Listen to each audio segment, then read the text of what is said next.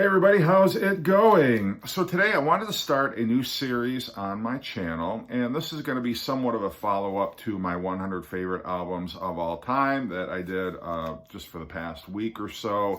And I had a couple comments when I was doing that list. People were asking, well, there's no live albums on the list. Why is that? Well, it's just difficult when you're trying to whittle a list down to 100 to have both studio albums and live albums. So one of the rules that I set for myself, it was kind of an unspoken rule because I didn't articulate it when I was doing the videos, was I was restricting it to just exclusively studio albums, left out any live albums for consideration. And so in response to people asking about live albums, I am going to be doing my favorite 40 live albums that I have in my collection, just on vinyl. I'm not going to do anything on CD. So this is going to be my favorite 40 live albums ranked from 40 to number 1. So we're going to start off today, number 40. Giles Band, Blow Up Your... Going to start today. Number 40, Giles, Blow Your Face Out. This album I heard on the radio long before I ever got it on vinyl. These songs were all over classic rock radio when I was growing up. Heard songs like Southside Shuffle, Must Have Got Lost, Detroit Breakdown, House Party, Truck Driving Band, Give It To Me. These were radio staples. Detroit loved the Giles Band. I know they played Cobo Hall quite a bit back in the 70s. But even to this day, people have fond remembrances, if you were of age back then, of these Giles performances and just Giles in general. I think they're a Boston band, if I'm not mistaken. JC, if you can clarify that. But love this live album. It's just raw, real bluesy, hard rocking, bar band kind of music. And Giles is amazing. I know they've got a couple live albums, but that's the only one that I have. Maybe I'll pick up a couple down the road. Number 39, Journey, Captured. And this was released right after the album, I believe it was Departure. So this was the last kind of album to feature Gregg Rolie before he took off. I'm not sure why he left Journey. To be honest, he kind of had a good thing going, but you'll have to ask Gregg Rolie, I guess. But this is a pretty solid live album. The thing that I kind of like about this is the songs segue right into each other. There's barely any pauses between the songs. And one of the spots that I really think it works well is when you've got the song Lights go right into Stay a While. It's just like a seamless transition that works really well. And in fact, when I first heard this and they did that transition, I'm like, oh, they're adding a coda to Lights. And then I didn't, because I wasn't really that familiar with the song Stay a While. And so I realized like, oh, okay, this is an entirely different song. But they do it very smoothly. Very solid live album. You know, Steve Perry's in fantastic voice. The band sounds great. Neil Schon is shredding it on guitar. But yeah, great double live album. Maybe not one of the best of the 1970s, but they play enough of their classic hits on here to, I think, satisfy most people. And they do it in a way, it's pretty similar to the way that they are on the regular album. But, you know, Steve Perry adds some vocal flourishes here and there, but it is a solid, enjoyable double live album. Kind of that sweet spot from Infinity through Departure. But yeah, great, enjoyable record. Number 48, Kansas, 2 for the Show. Love this little cover there with the two old ladies looking at what I guess is a tour program. In between cleaning. I imagine they're cleaning up the stadium after the concert and they find this like tour program like, ooh, what is this? And they just kind of start flipping through it. But it's interesting because not your typical live album cover, but I'm not here to talk about the artwork. I'm here to talk about the album itself. Yeah, great album. And the thing about Kansas, and I really for a long time totally did not give a crap about Kansas, because the only stuff I'd really heard on the radio was Point of No Return, the Carry On Wayward Son, Dust in the Wind. And I just thought, well, they're like maybe a Southern rock band. They're just kind of one of those, just long-haired classic rock bands from the 70s, and just wasn't all that interested. And as I started to get into progressive rock, I kept hearing the name Kansas mentioned, and I'm like, you cannot be serious. Kansas is not progressive rock. Well, as it turns out, they actually are, and they're a great progressive rock band. In fact, the first song on here, Song for America, I've always said this, that song, if you played it for me and I really wasn't familiar with Kansas's catalog, I really would have thought that was maybe like a lost Genesis song from the Peter Gabriel era, because it's got that classic UK progressive rock sound. But they do like their classic hits, Carry On Wayward Son, Point of No Return is on here, Dust in the Wind. And then they've got some of their album tracks scattered on this double album as well. But it's very enjoyable. Kansas was a great live act as well as a studio act. I'm not sure I prefer these versions, any of them, to the studio tracks, but it's still cool to hear Kansas kind of rocking out live.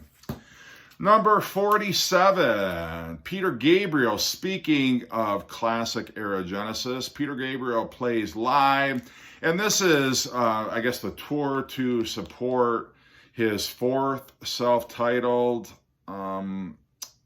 Peter Gabriel album. He had like 4 solo albums. They were all entitled Peter Gabriel, but it was the one where his face is melting. I think that one had Shock the Monkey on it. But yeah, this is, if you're only familiar with Peter Gabriel from the So album or Us, this stuff may not be too familiar with you, but it's got his, I guess, hits to that point, or at least stuff that most people would be familiar with. You got Shock the Monkey on here, Salisbury Hill, a great version of that.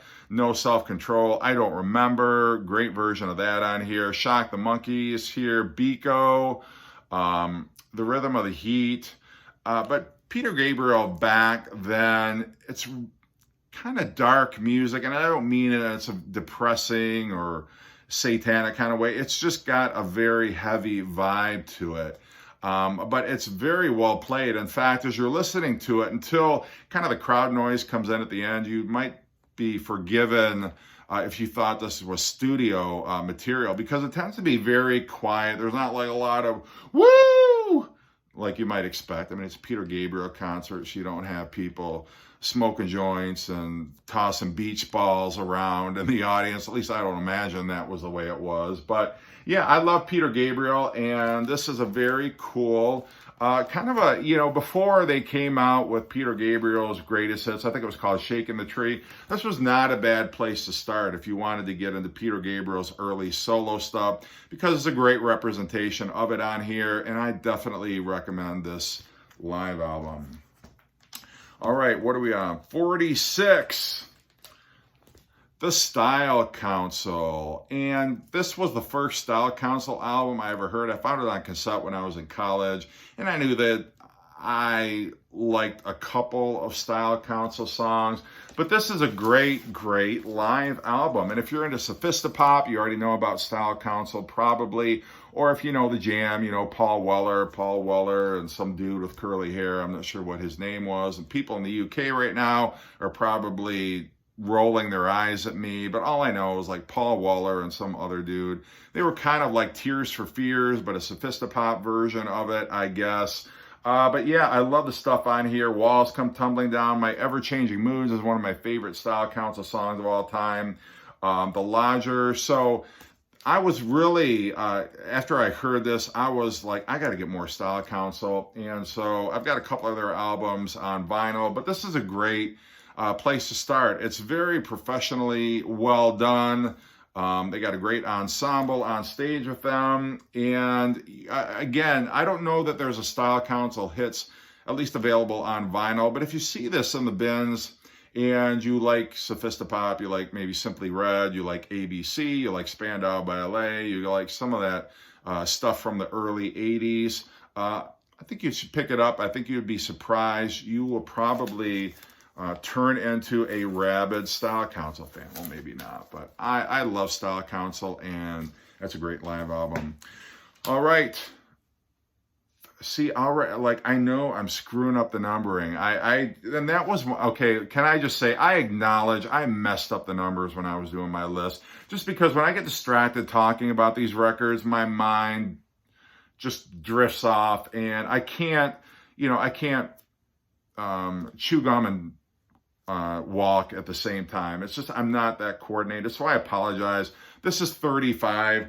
That was 36. Before was 37. If I goof this up, I'm going to watch the video after I'm done with it and be like, duh, you dummy. But so I apologize. I just wanted to throw that in there. So this is number 35. 35. Harry Chapin, and this is Greatest Stories Live. The only reason I have this album is because my dad used to play this album all the time, and this is really the only Harry Chapin that I need, or maybe you need, if you're just a casual Harry Chapin fan. All his best stuff is on here. WOLD, I Want to Learn a Love Song, Cats in the Cradle, Taxi, Circle, and Harry Chapin was a great live performer. You know, he was kind of in that singer-songwriter, kind of looped into that whole, I guess, genre of music. And he was kind of a topical, I want to say, he wasn't really a protest singer, but he was a great storyteller. All his songs have, you know, like these interesting characters, and they go interesting places. And so this is a great place to introduce yourself to Harry Chapin. I have such fond memories of my dad putting this on the turntable and just kind of looking through the whole package, the cool gatefold.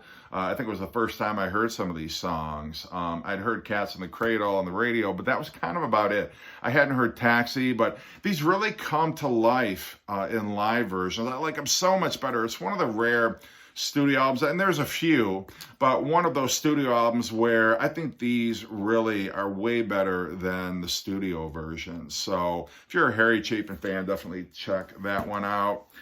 All right, number 34. Yeah, Duran Duran and Arena.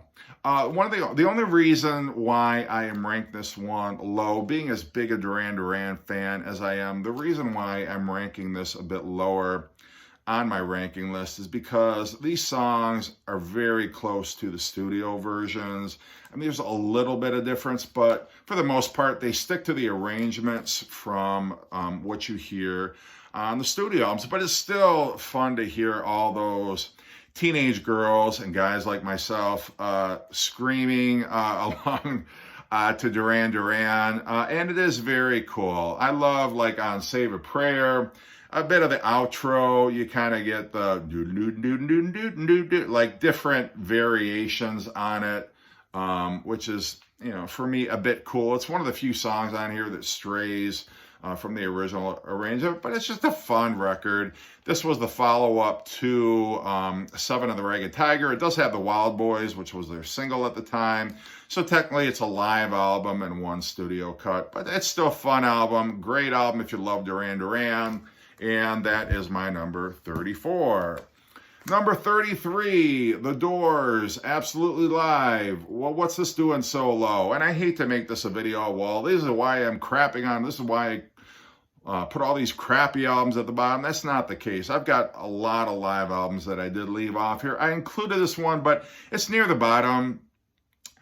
I love The Doors, but there's a lot of Jim Morrison and his poetry. I like his poetry in small doses, you know, like on the second album, Horse Latitude, like fine.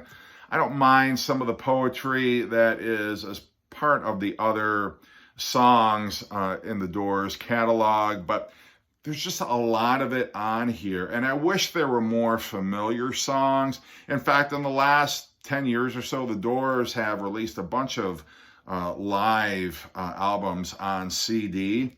And so this was, it's really not from one performance. I think each song is from like a different performance on this tour. I believe it was released in either 69 or 70. And you got Who Do You Love, which is a very cool Bo Diddley cover. I love that one. And then you got a cool medley. You got Alabama Song and The Backdoor Man, Love Hides, and The 5 to 1. Then you got Build Me a Woman, which, and it's fun to have songs that were not on another Doors studio album. So I do like that. Then you got When the Music's Over. But there's like a song like Close to You, where you've got Ray Manzarek on vocals. I could do without that one. Universal Mind is cool because that's not on the Doors album. So I think the fact that you've got songs that don't appear on any other Doors album is cool. You got Break On Through, but then on side D, you've got the Celebration of the Lizard, which goes on like a long time. And like, you can listen to it one time through. I mean, this is eventually what became Not to Touch the Earth. What they did is they took Not to Touch the Earth from the very end of Celebration of the Lizard, and they got rid of the material that was around it. So, I mean, it's interesting from the fact that Celebration of the Lizard, when they didn't have a whole lot of material for the Waiting for the Sun album, that almost made it on that album in its entirety. Thank God it did not.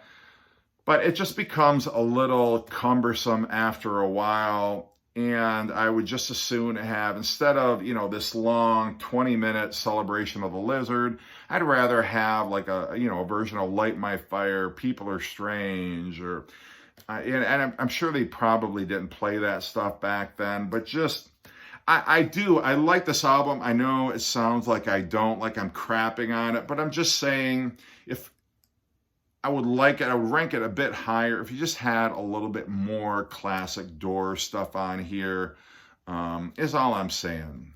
But I like it. I do. I promise you, I like their album. All right.